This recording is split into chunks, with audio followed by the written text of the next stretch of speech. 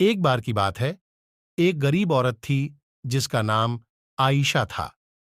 वह एक छोटे से गांव में अपने माता-पिता और छोटे भाई-बहनों के साथ रहती थी।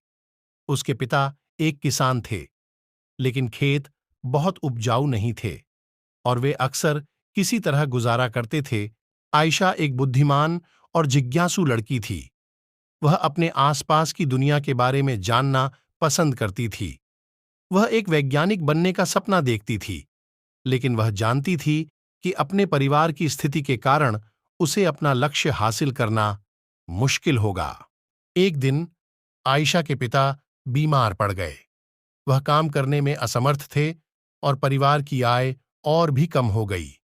आयशा को अपने परिवार की मदद करने के लिए स्कूल छोड़ना पड़ा।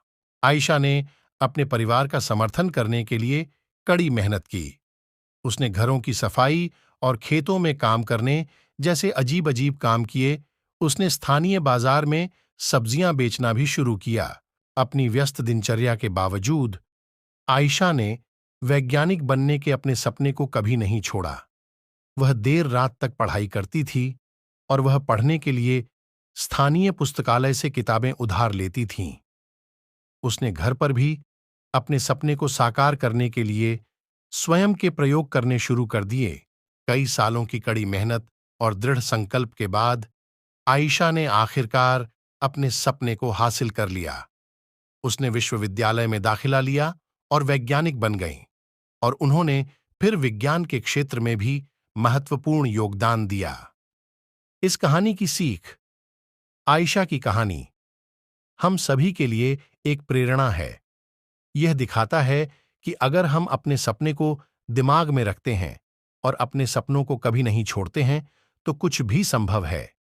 यह हमें यह भी दिखाता है कि हमारे जुनून का पालन करना महत्वपूर्ण है, भले ही यह मुश्किल क्यों ना हो।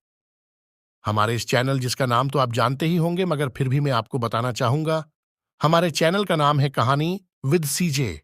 इस चैनल को सब्सक्राइब कीजिए और अपने दोस्तों के साथ शेयर कीजिए ताकि आपके साथ हमारी कहानियां वो भी सुन सके।